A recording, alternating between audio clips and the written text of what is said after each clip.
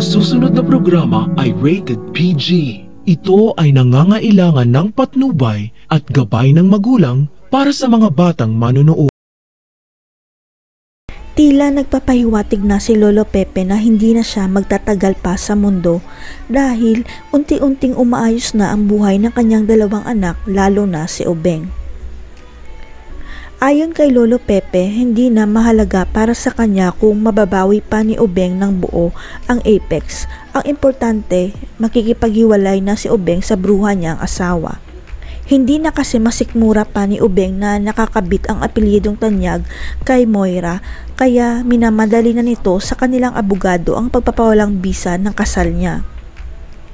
Hindi naman makakapayag si Moira na basta na lang siya hiwalayan ni Doc RJ, kaya nag-offer si Moira na ibibigay niya ang lahat basta't wag lang makipaghiwalay si RJ. Pero hindi na mauto pa ni Moira ang asawa niya dahil bukas na ang dalawang mata ni Doc RJ sa totoong ugali ni Moira at ayaw na niyang madikit ang pangalan niya sa buruha.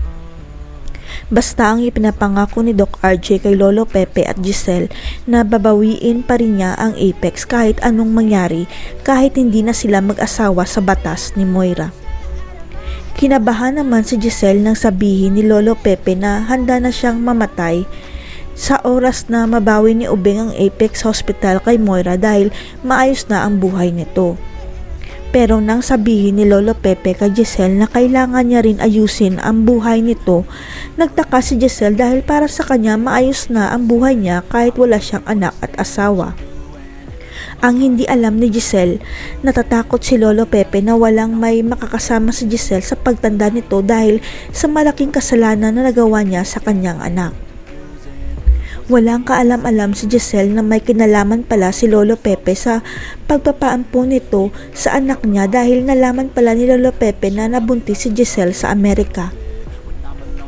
Sapagkat si Lolo Pepe pala ang nagbayad sa nag-ampon sa anak ni Giselle para sila ang kumuha sa bata at sabihin nila kay Giselle na patay na ang bata kung babawiin niya ito.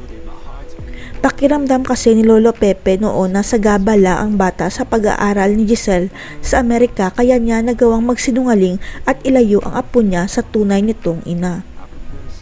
Pero ngayon pinagsisisihan na ni Lolo Pepe ang ginawa niya sa anak ni Giselle at apo niya dahil nasira ang buhay ni Giselle dahil sa kagustuhan ni Lolo Pepe na mag-focus sa negosyo nila.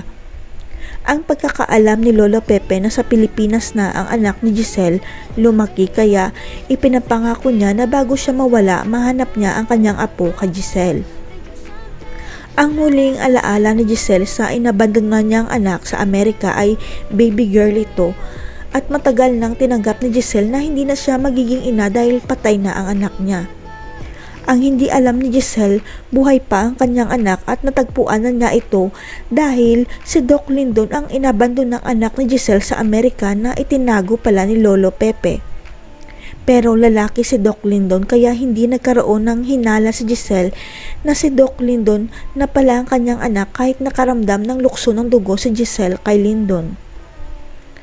Hanggang sa si Doc Lindon na mismo ang magpapakilala kay Giselle na siya ang tunay nitong anak at sasabihin nito na ako po ito ang babae niyong anak na Giselle.